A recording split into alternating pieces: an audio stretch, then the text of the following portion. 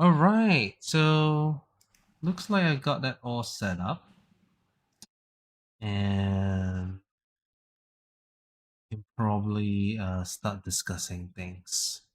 So this is going to be recorded, so anyone who can't stay for the entire thing will be able to access this later.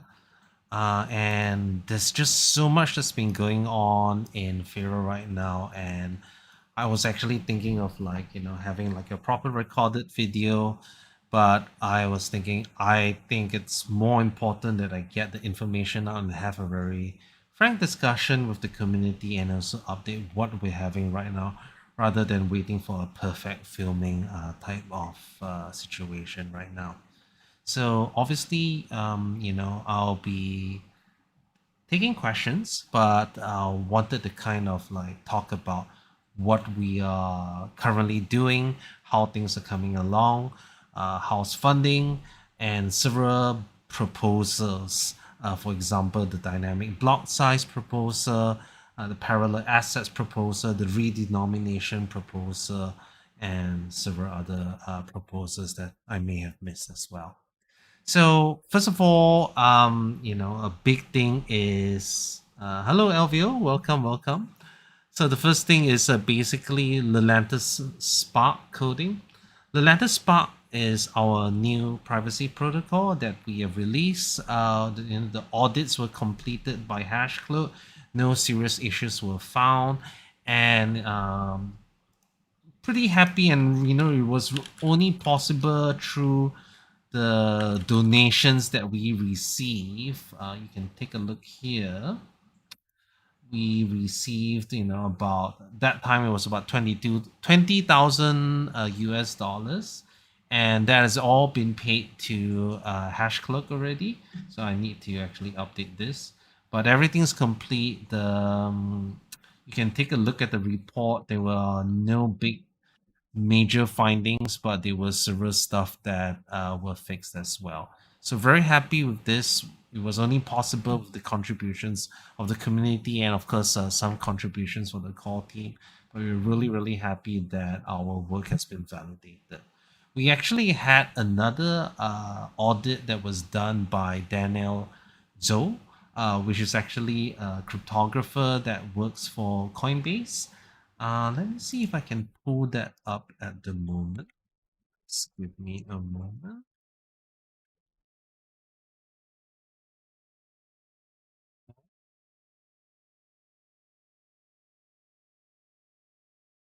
Yeah.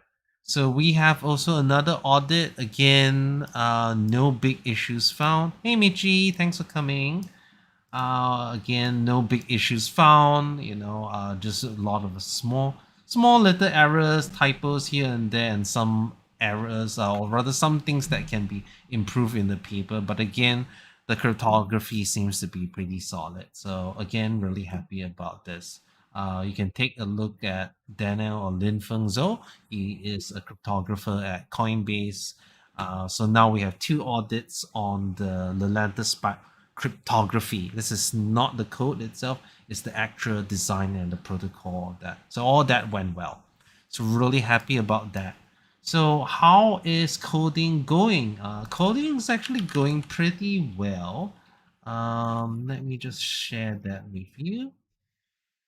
Coding is actually all being done publicly, and there's a lot of developments that we have. So first of all the Spark plumbing, that means all the cryptographic components are complete. That means we've managed to code all the difficult parts of the lattice Spark. Now it's about integrating the transaction logic, integrating it into the wallet and stuff like that. And we've already made some progress into addressing and the transaction logic. So it's going pretty well, and we're still kind of hopefully can release it by Q2, maybe Q3, but obviously we're trying to push as fast as possible. So Spark is really, really important because it really brings Firo to the next level of privacy, because now everything's hidden. Sender, receiver, amounts, and very large anonymity sets. It really improves the whole privacy system, and we think it's the one of the best privacy protocol systems out there. It doesn't require trusted setup. There's no sort of fancy cryptography, and it's ready and audited, right? So that's pretty great. So that's one thing. Okay. Hey Sammy, how are you? So I guess the other thing that we also wanted to discuss is Elysium, right? So Elysium's already on testnet. We haven't seen much people using it right now, but we've been doing internal testing at the moment. So there are some interesting things that are happening. So first of all, right now Elysium is just going through bug testing. But recently, if you have taken a look at our partnership, we recently partnered with DotOracle. And DotOracle basically is this separate network that would serve kind of like an MPC, multi-party computations, like a decentralized custodian that will be able to bridge tokens from other chains into the Elysium layer. So what does that look like? So for example, if I have USDC on Ethereum or Binance or Tomo Chain or Phantom or Polygon, Avalanche or Polkadot, right? So hey Hayat, thanks for dropping by. Nice to see someone from Bangladesh. So let me get back to this. So what it actually allows is that, let's say if you have USDC or DAI on Ethereum or anything, Solana I think will probably be added as well. And what that means is that I can bridge it into Elysium and do like my anonymous stuff. I can anonymize the stablecoin. And then once I'm done with it, I can send it to other people, and I then at any time can bridge it out. So DotOracle is kind of like the connector, a separate project, but it will serve as the connector to all these other chains. I'm not sure if this will be the only way to do it. We're probably working on our own way, but DotOracle it's kind of like ready to go and is ready to implement right now. They have made good progress in implementing Elysium already, and hopefully once we launch Elysium in a month or so, their integration would be ready to go, because that will be like an immediate use case there that we can use, right? So pretty excited about that. Dinner time here in Italy. What surprised this live, friends? Nice. I love Italy. I'm so much pleased with Firo's development. Yeah, hopefully the market recognizes it. I mean, right now, obviously, privacy as a whole hasn't really done so well. Very few of them, even like Monero or Zcash, if you compare them to other asset classes, haven't done really well. But we really believe that privacy's day will come, and we want to make sure that Firo is positioned to take advantage of that once that narrative comes along. So okay, so we've already covered the Lelantus Spark, we've covered Elysium, we talked a little bit about DotOracle as well. And a lot of you guys have been asking about the mobile wallet. The mobile wallet, let me get that up. Right. So forgive me if this isn't like the most well-planned thing, but I really wanted to update the community rather than like waiting for like a perfectly scripted thing. So as you can see, we already have it in the Play Store early access. Now this is only open to like our people who want to test it now. If they give us their Google account, we can add access. It's looking good, so we probably should be able to release this in a week or so. All right. Now there's also the iOS version should take another couple of weeks, but you don't have to even wait for the iOS version, because there is another third-party wallet being done by Arcadia and CipherStack. And what that means is that this will be a totally third-party wallet, will be Firo only, and have Lelantus support. So even if you don't want to use our wallet, you will have another amazing wallet that has Lelantus support, and that would have iOS and Android support. Now, that's already being submitted for approval by Play Store and Apple. We don't really know how long the process takes. Obviously, Play Store is a lot faster in a couple of days, but Apple may take a bit longer. But the thing is that all the work's done. It's just that it's been already submitted and waiting for Apple's approval. So fingers crossed that we get an iOS native wallet with a Lelantus ability. So we're really excited about that. So, okay. So how about like, what's next, right? Because once we finish the Lelantus Spark, we have our mobile wallet and all this other stuff. We have Elysium. What's next for Firo, right? And, obviously we've been really thinking hard about this because yes, privacy coins are really important, but we also want immediate utility, right? And one of the biggest utility is that right now, there isn't really good privacy solutions for Ethereum, for Solana. I mean, there's a couple of stuff like Tornado Cash, Railgun, and all of this, but they all suffer from several problems. They have limited anonymity sets.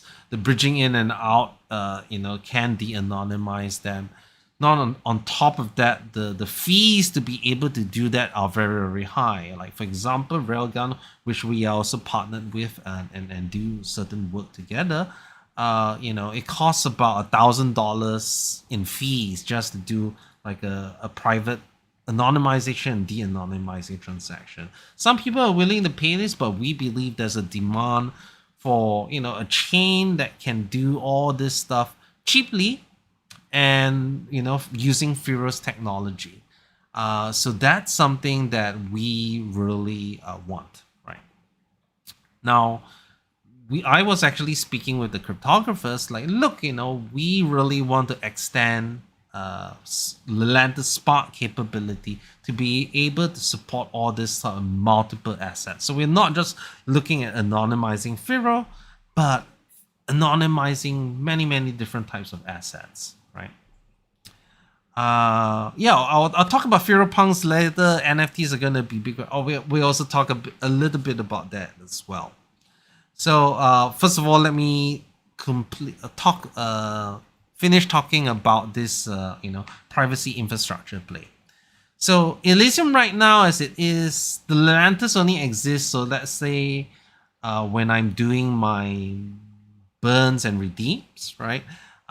So that means they are limited to the anonymity set, are limited to the asset, right? So that means if I have Firo USD, right, that means all my mints and burns are within Firo USD. So when I am doing, let's say Firo Ringgit, right, or Firo Lira or something like that, right, F Lira, and the anonymity set of the US dollars doesn't mix with the Lira version. And that's not very good, right? Because it means that each token has its own anonymity set, right? Now, what we managed to do is something called Spats or Spark assets. We haven't actually made a big announcement of this. Some of you who follow our Telegram channel very, very closely might have caught this, but this is a really, really big development because we have managed to find a way to extend the Lelantus Spark protocol to hide asset type.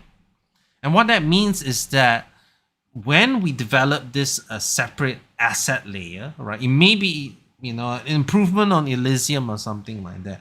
It means that when I transact, let's say, Firo USD, it looks no different than transacting Firo. That means no matter what assets you use, it looks the same on the chain. That means it's not just Firo I'm hiding. I could be moving USD. I could be moving all of these different things, but they're all hidden, and that's kind of beautiful, right? That means no matter who's using our chain, whether it's just for the asset or for Firo itself, the anonymity set is always increasing, and that's really, really great.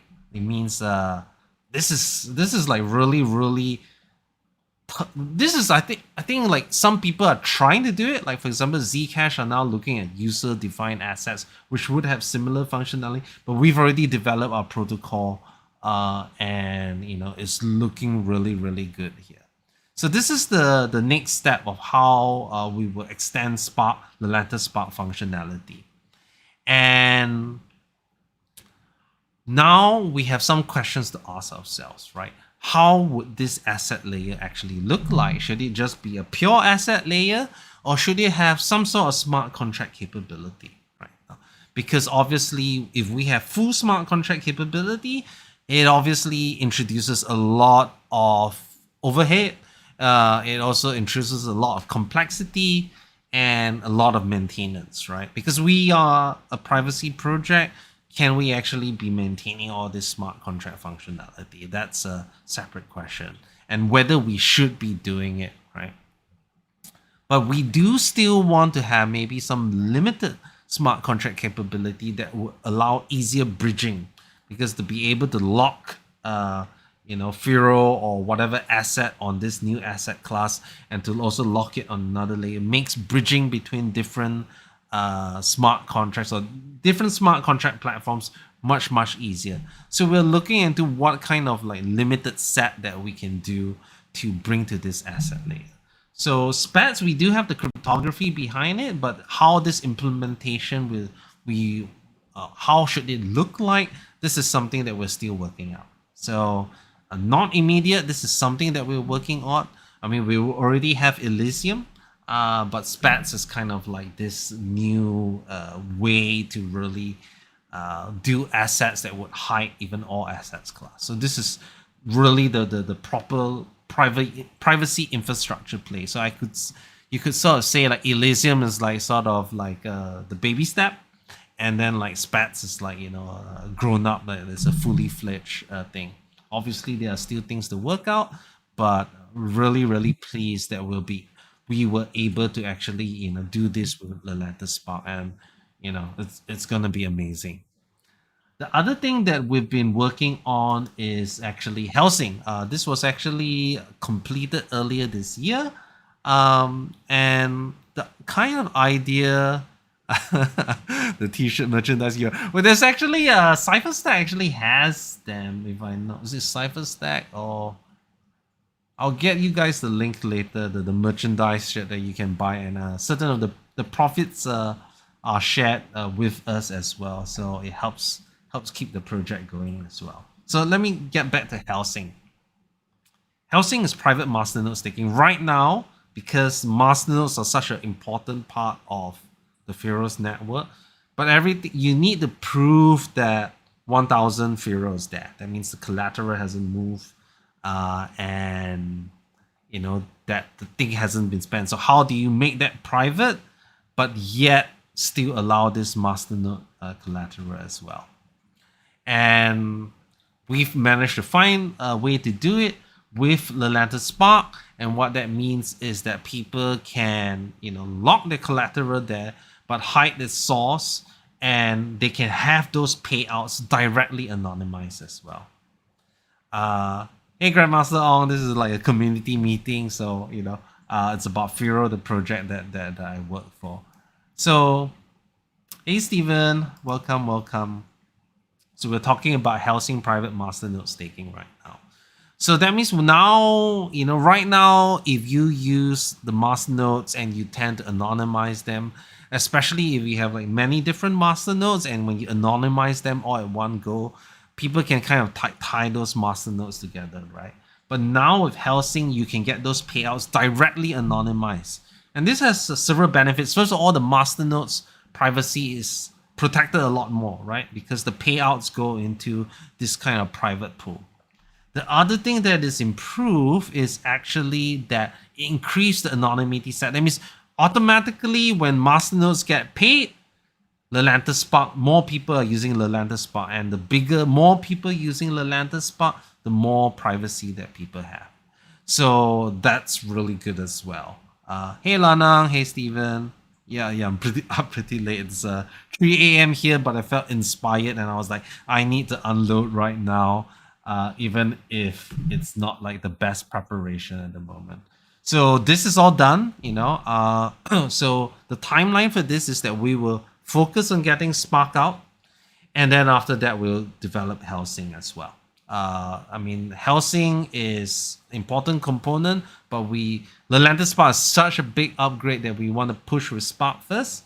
Don't want to delay that. Want to get those privacy benefits as soon as possible, and then introduce Helsing as well. So it's very clear the roadmap of where Firo is going for the next couple of months. We have a lot of work set out for us. Now, another very interesting thing that we haven't really talked about, and I think we want to kind of keep this semi on the low, right, is that we have figured out a way as well to do some sort of like Firo DAO. And DAOs, as they currently are, have a lot of problems. DAOs right now generally are, so DAOs are like decentralized autonomous organizations, and people generally just vote with their tokens, right? I have, 20% of the tokens, I have 20% of the votes. I vote a certain way, everyone can see, and then we just tally out. It's a very, very primitive way of voting, and it is when you think about it, it is a very bad way of voting. There are several reasons, right? First of all, you know how everyone has voted. That means there's no voter anonymity, right? That's not good, right? Like, if I go to an election, do I want people to necessarily know how I voted? That's bad. The second thing that's also really bad is that as the vote progresses, people can see how the vote is progressing. So let's say if there's a yes/no questions like, all right, should we increase the block size? Yes or no? Immediately, if there's a lot of yeses, right, and there's only a few no's, some people who might want to vote no may be like, there's no point for me to vote, right? Because there's already so many yeses. Or they're like, there's so many yeses, it might be a good idea to click yes as well, right? So seeing the vote as it comes along influences the vote. And again, current DAOs don't deal with this. It's all in the open, right? So what Aura is, which is Aram came up with this thing, which is using kind of like Lelantus technology, right? Or rather like inspiration for Lelantus technology, is that people can vote, but while the vote is ongoing, you cannot see the progress of the vote until we tally it up when the vote is closed and everything.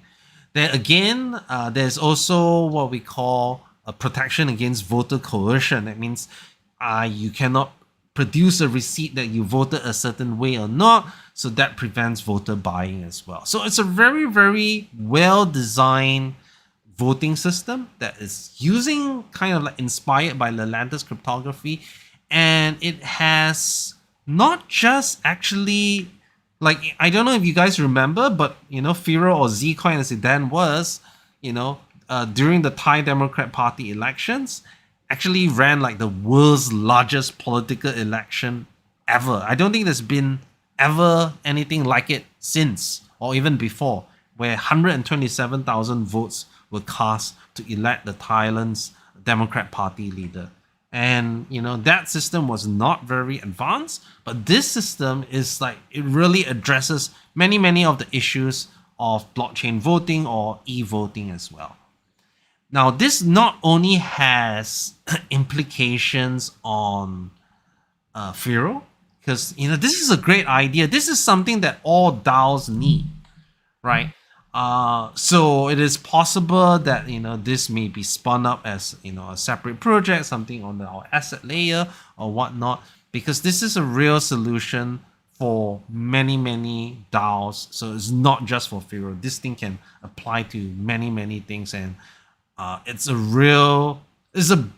great solution to a big problem with DAOs, rather than everything's like governance theater right now. So this is something I wouldn't probably share on the cryptography, how it works. We want to kind of keep it secret. Everything else like Helsing or Spark, all the cryptography would be open. But for Aura, we want to see how we should take this. and then when we're ready, we'll review it. But right now, we want to develop the product first. Okay, so yeah, this is pretty cool stuff. All right. Now, I kind of before going into the community proposals, I want to talk a little bit about funding, right? So I don't know if you guys saw, but we had this like, oh, I shouldn't be logging into my Binance from here, but we had some Firo Moon Apes. Oh, wait, we can actually see from here without logging in.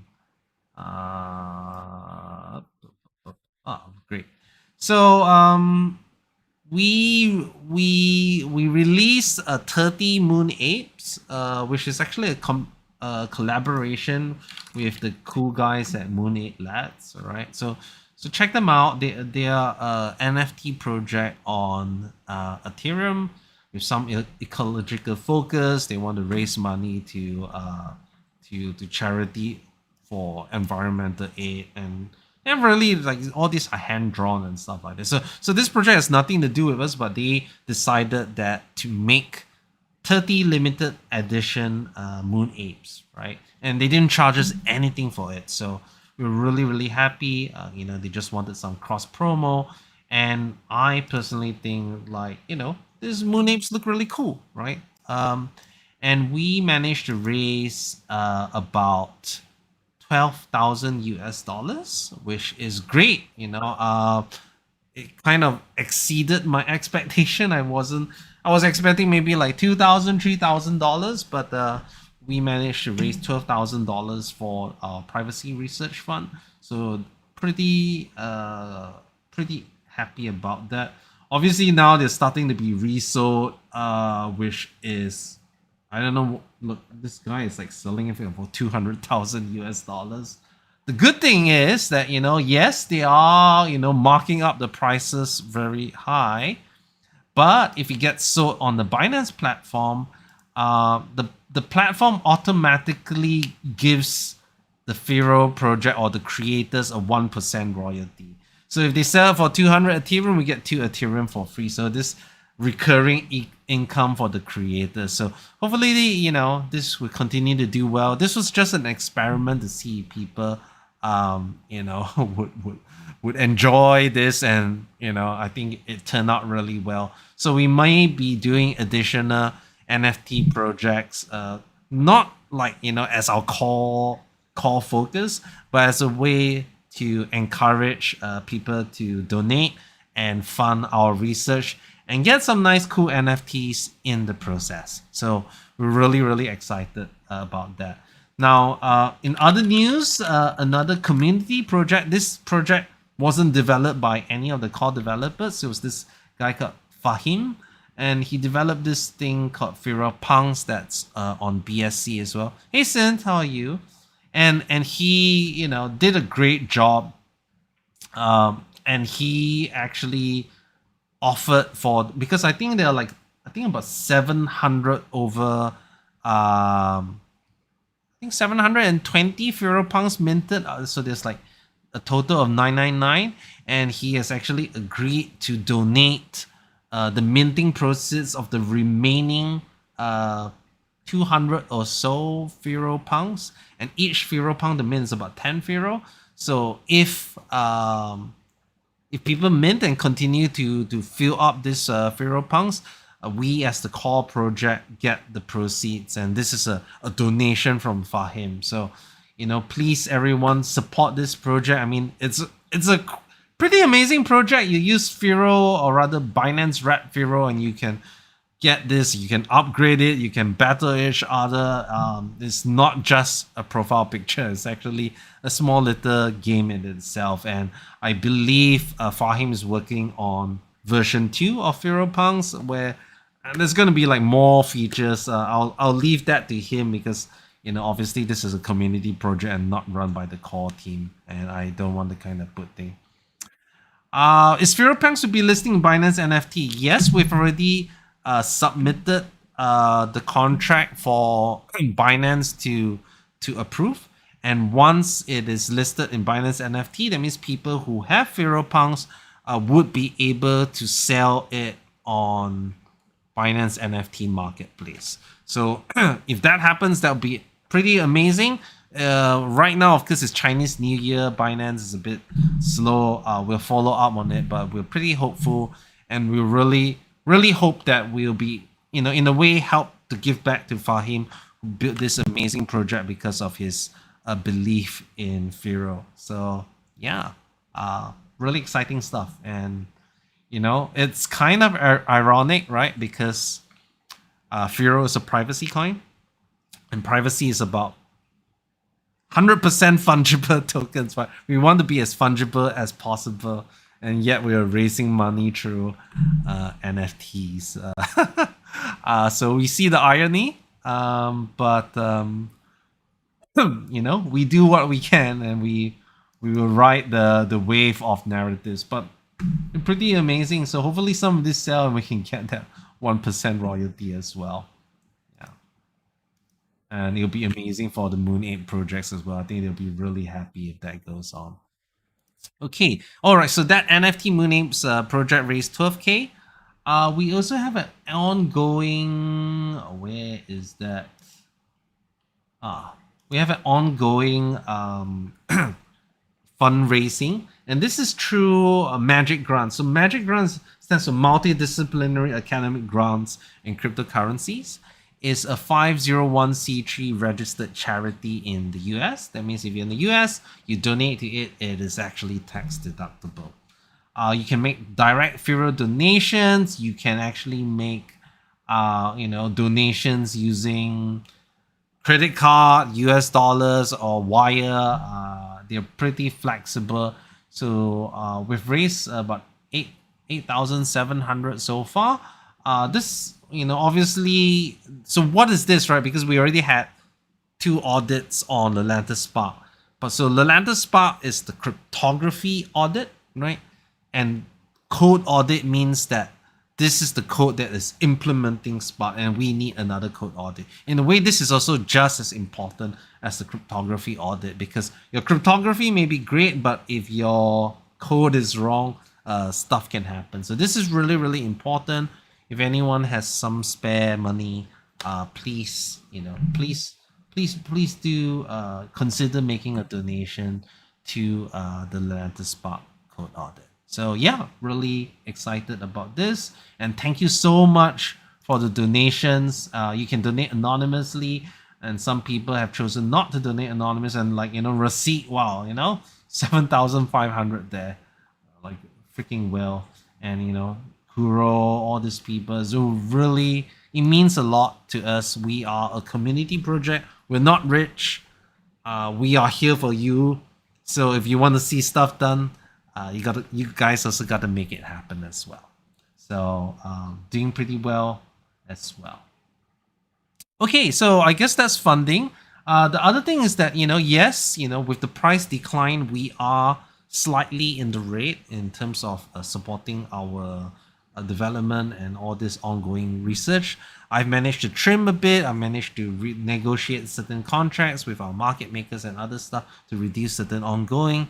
So we still have reserves and whatnot, but obviously, we're not in a state where we can spend money like crazy. So obviously, this NFT Moon Apes, Magic Fund, and all this stuff really, really helps us to continue working on Firo, because this is really a passion project. Not just passion. We really, really think that what we're developing is important, and not just about importance, but look at the stuff that we've been building, right? We're building privacy infrastructure. We're building privacy voting DAOs, and all with this very, very limited budget. We're not here to get super rich, Obviously, it would be nice if the price goes up, but we're here to build world-changing or industry-changing solutions, and we're really, really proud of our work there. Okay, so pretty cool stuff that we'll be working. Now, I kind of want to move on to hello, nice to see someone from Brazil. Hi, Clayton. So we'll be moving to the forums. So there are several. Hey Steven, Steven, how are you? Okay, you're saying hi to Clayton. No worries. So there's been several proposals that have gone up on the forums. Um, One of it's not on the forum yet. I think Matt Dahl was talking about Thorchain integration as well, and he's planning to start a fundraiser for that. And Thorchain is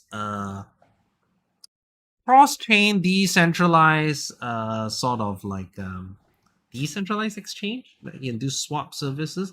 Obviously it runs on smart contracts, so there are risks, right?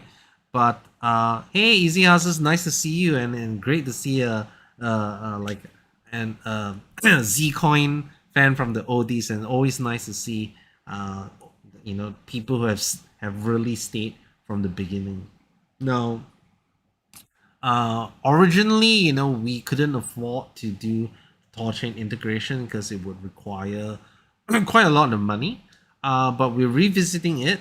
If enough people want to donate and make this happen, there's two things that needs to happen. We need to do the integration work, and then after that, we need to acquire enough room to vote us in to be added as one of these pools. It's not impossible right now. It may be a good opportunity, and if Thorchain really does work, it does work, but it's just like there's still some bugs right now.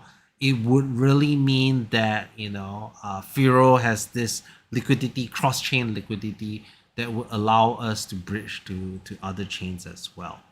Obviously, we also still have Firo Dax and all this other stuff. So Firo Dax, hey Jota, nice to meet you from Portugal. So actually, we haven't actually announced this yet, but we actually have a new release of Firo Dax that we actually released 18 days ago, and it has support for multi-chain for Polygon, Arbitrum, Optimism, Phantom, Harmony, Avalanche, even a Hobby Hiko chain, Moon River, KuCoin, Ubit, Smart.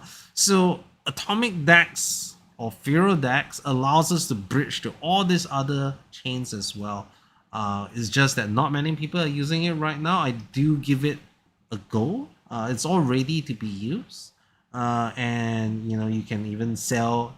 You can buy and sell Firo with Bitcoin or other stuff on this chain. It's just a matter of getting people to use it. So this is already working.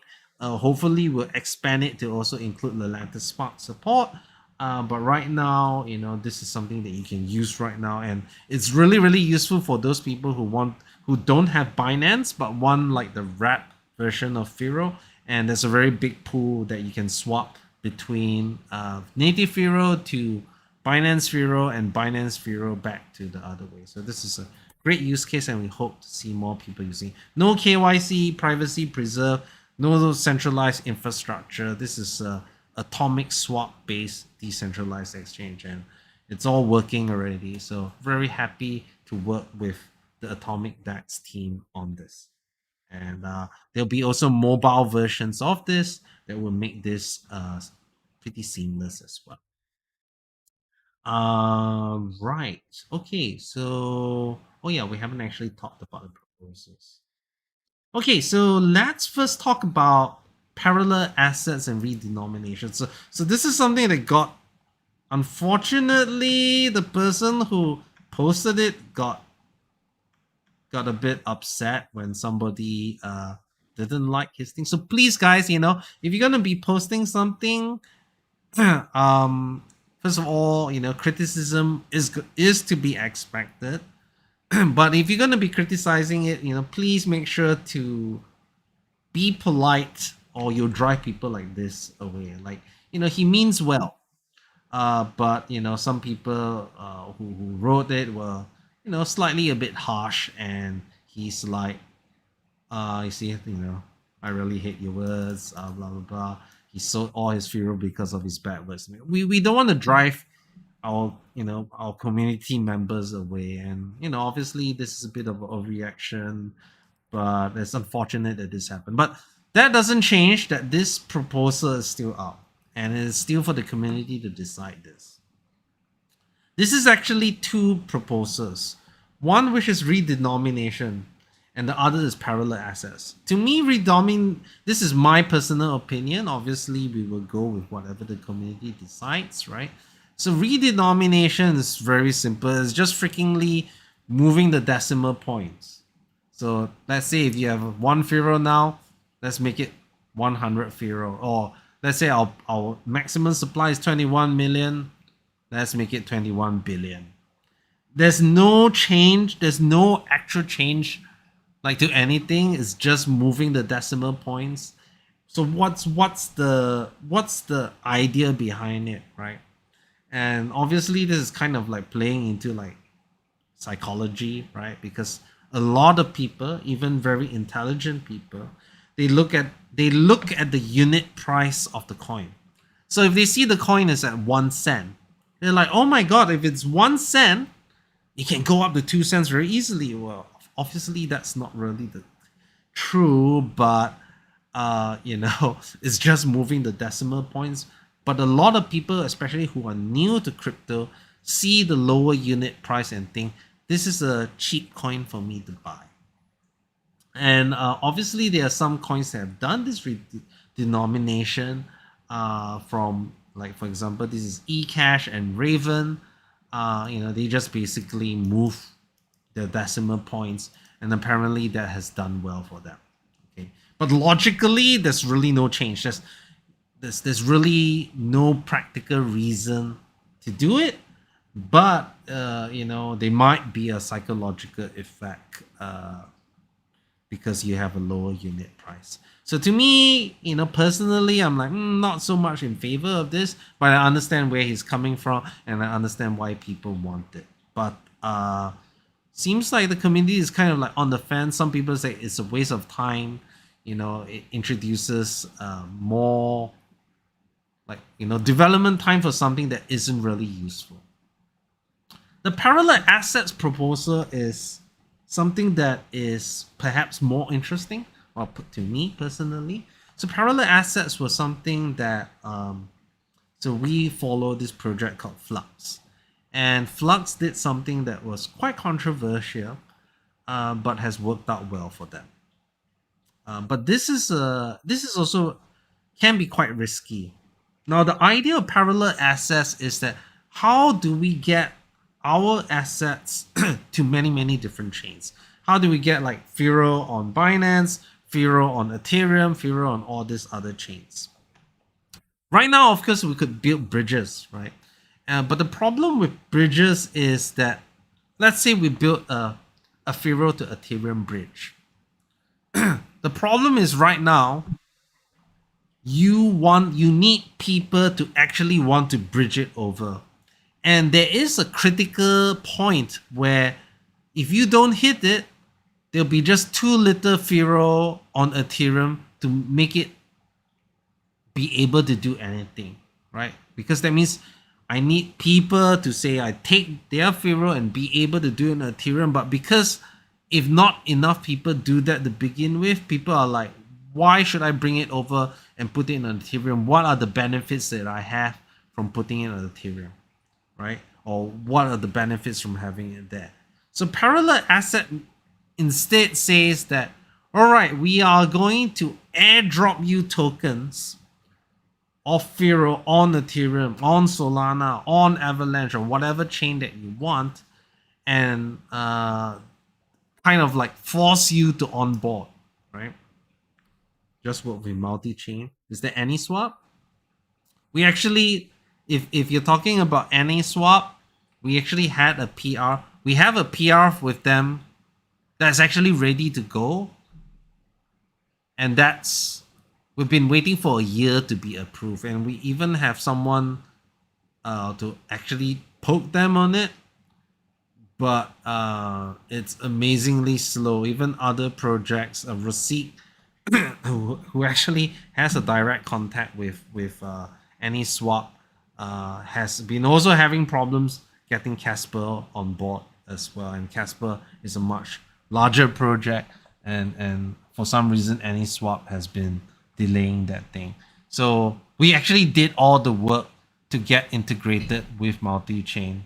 But yeah, there's no idea why they have not approved our PR, because it's actually ready to go. Honestly, if they had approved our PR, we don't have to do any of this.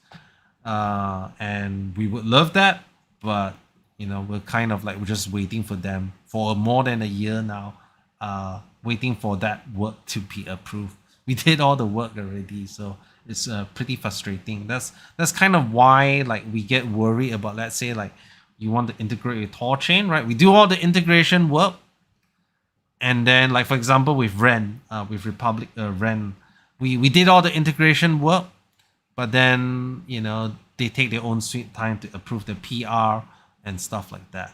So that's a bit of an issue.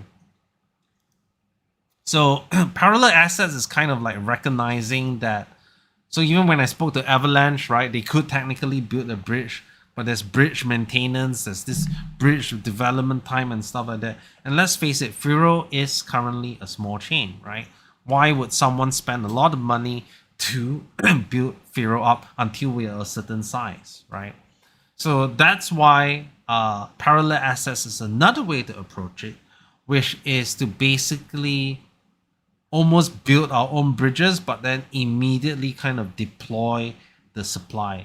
And how Flux did it, which was quite interesting, was to basically inflate their maximum supply. So it's kind of like, let's say if we have 21 million coins right now, we are going to, or the maximum supply of 21 million coins, we are going to increase the maximum supply to 42 million. Let's say doubling. Okay. So, okay, why are we, what's the reason of doubling? Doesn't that dilute everyone else, right? That means like, if I had one Firo now, yes, I still have one Firo, but now it's like 1 out of 42 instead of 1 out of 21, right? So, but how this is mitigated is that you are then airdrop the Firo on the other chains. So let's say like, you know, there'll be a snapshot, all right?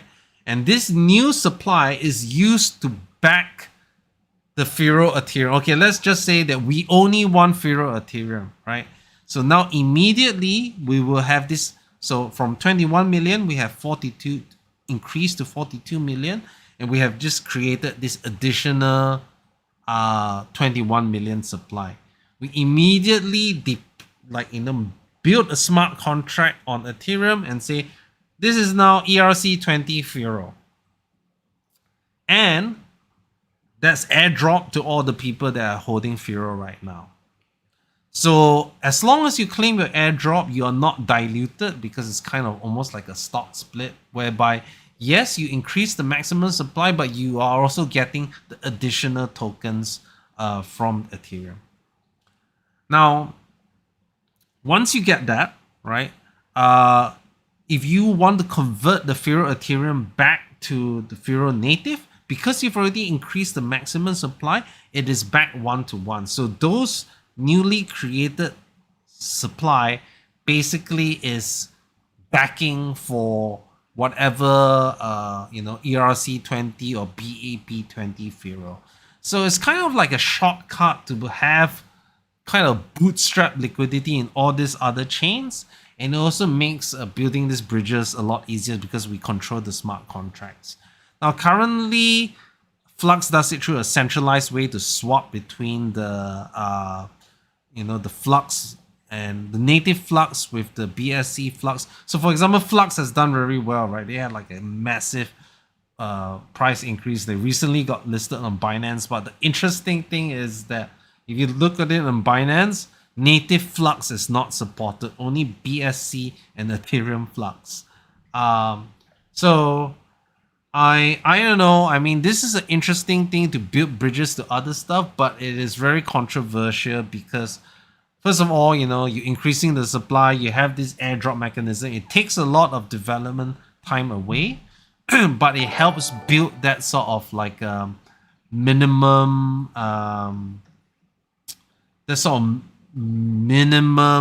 amount of like Firo that you need to start, let's say, like a pool on Ethereum or something like that. So this is kind of what parallel assets is. So let me reiterate, it does not dilute anyone. You know, it has airdrops. Basically, as long as you claim your airdrop, you will have the same asset now that you have Firo on multiple chains and stuff like that. And you get this sort of critical capacity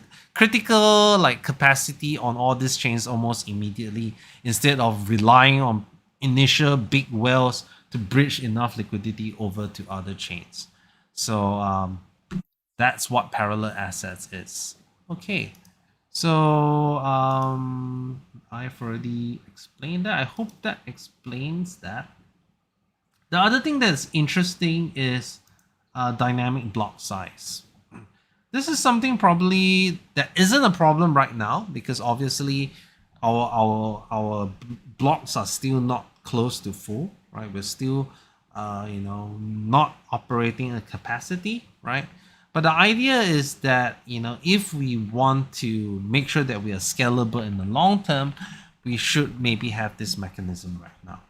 So currently Firo has a 2 megabyte block limit, and with a 5-minute block time, that means we already have 4 times the capacity of Bitcoin. But it's a hard limit, right? That means blocks cannot be bigger than 2 megabytes. And we have seen, you have seen what happens with a fixed block size when the blocks get full. Like with Bitcoin, there was this big argument, whether to increase the 1 megabyte block size.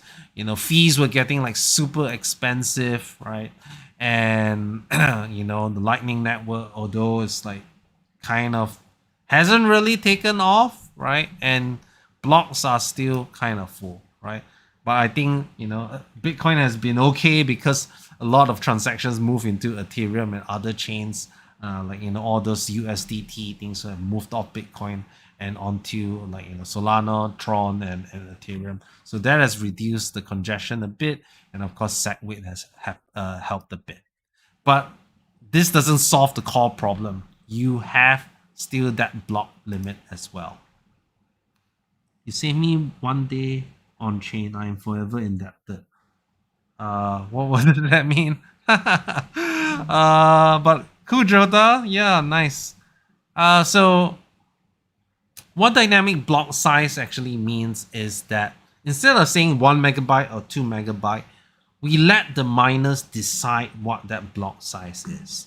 And how it works is that there needs to be a maximum, there needs to be some sort of cap, because you don't want like huge block sizes and like Bitcoin SV, and then people can spam for cheap and like the blockchain gets bloated. There has to be some sort of cost, and then we also want to create some sort of fee market where people are competing to try and get to try and get their transactions in, right? Now dynamics block size is I think was created by Monero, and it's a really, really cool idea. And what it means is that instead of having a fixed block size, miners can choose to increase the size of the blocks. But when they increase the size of the blocks, if it is larger than the average of, let's say 100 blocks or 200 blocks, right, then they will get penalized. That means they will get less block reward. So miners then would then act to say that I will only increase the block size if the additional fees I earn from all these additional transactions, that means the block is full, but I want to earn this additional fees or nothing, I will accept that penalty because I will earn more from those fees. So what that means is that the blocks can actually grow bigger, and as they grow bigger, if we are constantly at capacity, right, the miners will all automatically say, okay, I want to increase the block size, and because that increases the average, that sort of automatically, organically grows the block size to what the miners feel is the sweet spot, right? So that means there's no more fixed block size. Miners can grow the block as large as they can as much as it can support, and it is driven by market dynamics, not just some arbitrary number like 6 megabyte or 32 megabytes or so like that. This is like a way, and if there's no capacity, blocks can also shrink as well. So I think it's a pretty great idea. I hope this is not like immediate. And one thing I haven't checked is whether it needs a tail emission. So tail emission is like for example in Monero they also have a tail emission, and what that means is that yes, it's infinite supply, but it is not what people think it is. Or yes, they will not be 21 million anymore, but there will be like a fixed emission for the rest of time that will replace coins that are lost, and they will continually incentivize miners to continue securing the chain. So I'm not sure if dynamic block size needs to work with a tail emission. Of course, generally I'm in favor of a tail emission because it is technically infinite, but it is not. It is predictable. If I say that there will be only 1,000 Firo every year forever, right? It is very different than someone saying I can print coins as much as a 1. It's a tail emission. Ethereum has a tail emission as well, and this is something that will be controversial, but I generally think it's a good idea. So I guess these are also kind of two proposals that are separate: dynamic block size and tail emission. But I'm not sure. I have to check the economics and all the how it plays together, whether dynamic block size needs to go together with tail emission also.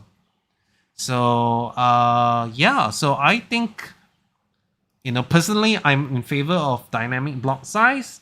I'm in favor of tail emission, but obviously community has to decide, and hopefully we can have some good discussions on our forum. Please do sign up on our forums, weigh in there. I see a lot of ideas being posted on Telegram or Discord, and the bad thing about it is like the thing gets lost, right? Forums are the appropriate places to make your proposals and to make sure that your arguments and everything are preserved. So I would really recommend people to sign up for our forums at forum.firo.org. So I've been talking for about an hour now. I've covered what we're doing, how our funding is, proposals. Are there any kind of other questions? If not, it's 4 a.m. here, and I should be getting to sleep. But I'll be happy to take any questions from the community, and we should be doing more of this. I'm quite happy because I didn't realize that this streaming platform could stream to Twitch, Facebook, and YouTube. But I hope this kind of shares the vision of what we're going through to build privacy infrastructure, not just a privacy coin. We've been doing really, really cool stuff in the development side, right? Now we just have to think, okay, what's the best way to deploy this? It's very clear that Spark is coming. We know we need additional funding. So, hopefully we can do all of this. Firo Forum is really well built. Oh, it's actually built off Discourse, so it's a common thing. So it's good. So yeah, sleep police. Oh wow. Yeah, look at yourself. You have to remind you to make sure you get proper rest and hydrated. Yep, I'll be definitely doing that later. So if you guys are seeing like who am I replying to, this thing is a multi-stream, so I see replies from several different places as well. What streaming platform is this? Well, you're streaming from YouTube, but the other guy was from Twitch. Twitch is actually my own personal one, not the Firo one.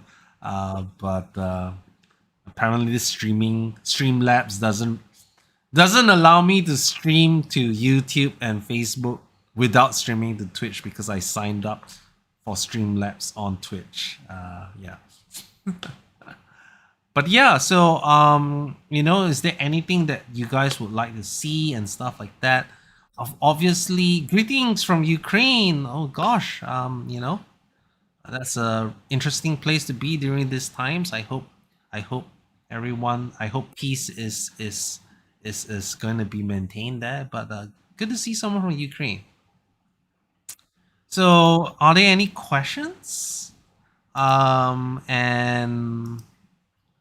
is there anything you like to see? So, obviously, a lot of things, people are saying like, more marketing and stuff like that. So, um, these are things. Okay, but hang on. How do you think the upcoming crypto regulations from the United States is going to have an impact on Firo? Streamlabs are scamming. I like the project Serious iOS wallet. Honestly, just progression, you're all working and it will show. Okay. All right. So, Redo, how do you think the upcoming crypto regulations from the United States is going to have an impact? The upcoming crypto regulations actually impacts all of crypto, not just Firo. So, whatever happens to crypto happens to Firo as well. Obviously, we are trying to not be reliant on centralized exchanges, but fiat on ramps generally require centralized exchanges because fiat on ramps are regulated, right? So I think there's some hope. I don't think US. Hopefully, they aren't stupid enough to make it so restrictive that all innovation dies. But yeah, you're not even a token holder anymore, but still support. That doesn't count. You need to hold to be support. But no, I'm joking, of course. Yeah, iOS wallet. We've already covered that. Streamlabs are scammers. I don't know about that. So what was I trying to say? Oh yeah, marketing, right? So obviously, people are asking like, all right, when marketing and stuff like that. So first of all, we are a community project, right? Um, to fund this entire operation with cryptographers, researchers, market makers, and whatnot. At our current prices at 15,000 Firo, we're getting about what 40,000-50,000 US dollars a month. That's not a lot of money if you think about it, especially when projects are raising millions of dollars and getting it all upfront. And marketing in crypto is particularly expensive. Like, we wanted to engage a PR company, and the minimum that they can go is 20K a month. So of course there are paid ways to do it, and there's of course organic ways to do it, right? So like there are some examples of projects which have very fervent communities, and what happens then is they will like talk to their favorite crypto influencers and, hey, look, why don't you cover Firo? I think this is amazing. Or introduce me to people that would be willing to interview us. And basically it is word of mouth, and we rely on the community because again, we don't have large treasuries. And why? Is because we give most of the supply to you guys, right? There's no centralized allocation like other projects as well. Is Firo using Komodo for DPoW? It is not using DPoW. So I know what DPoW is. It's basically it relies on Komodo's notary networks. Obviously now they're using it's marketed as having the same security as the chain that they're doing. So they're saying is you have to attack Litecoin before you can attack the chain. I think it's an okay solution, but maybe in marketing space it's not really that. It's not true that you have the same security as Bitcoin or Litecoin because you are relying on those notary nodes. If those notary nodes are compromised, then that kind of security goes away. That means at the end of the day, the security is with the notary nodes. But there's nothing wrong with that.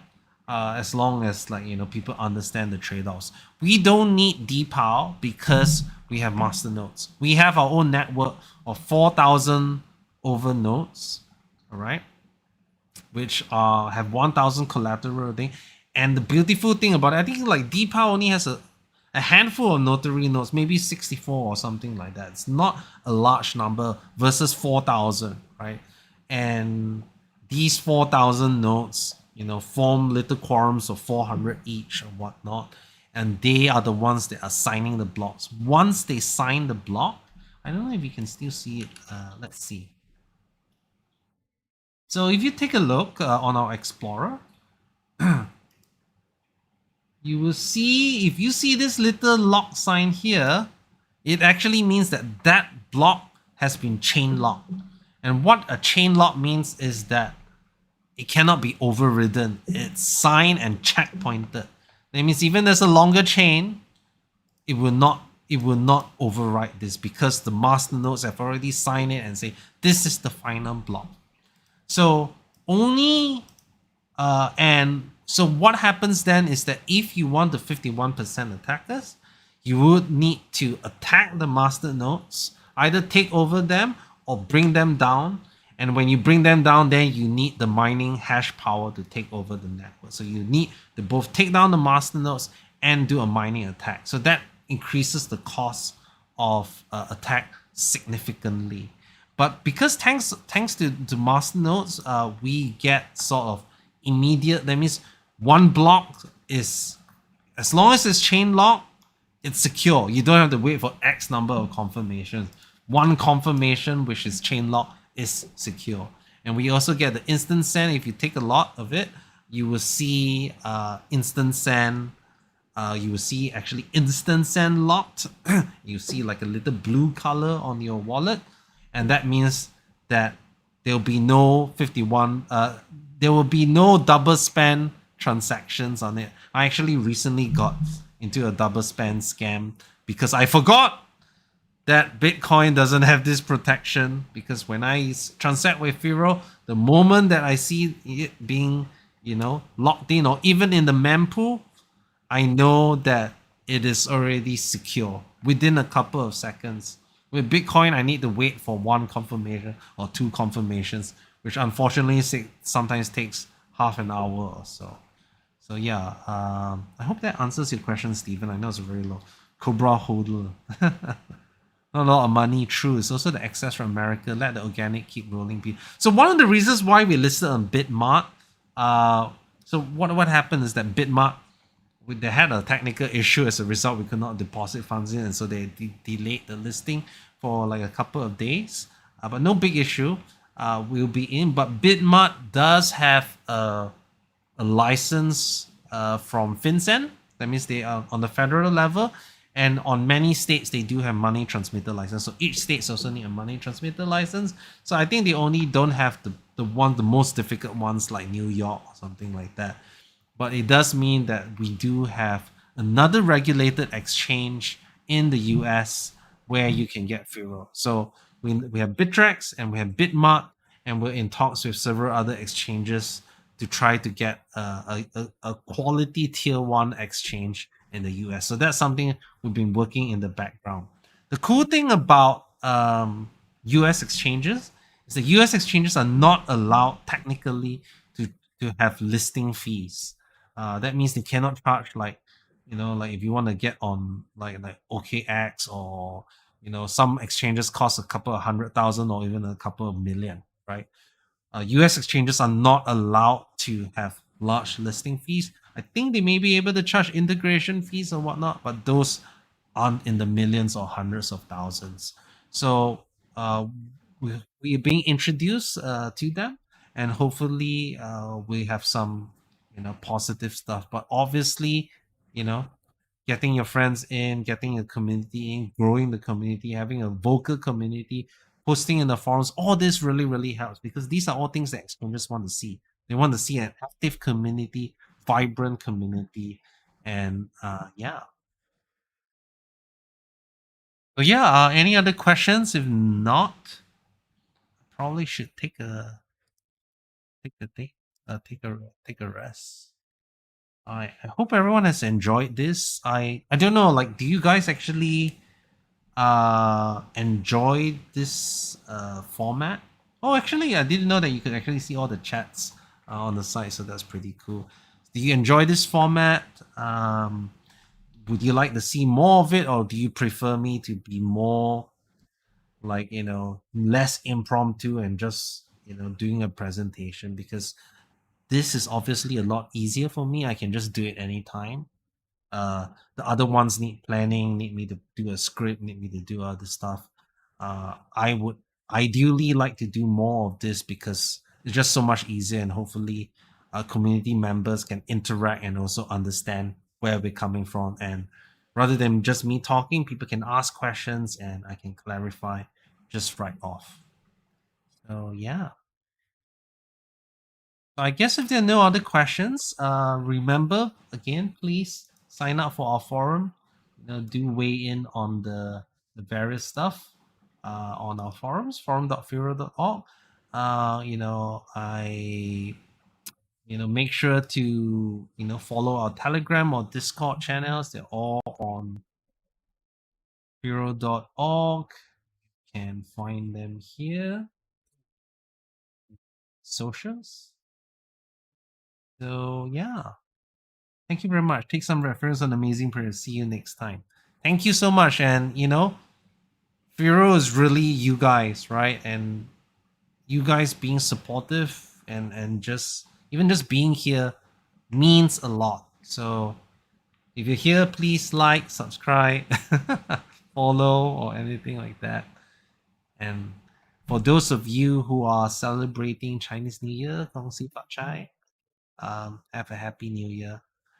And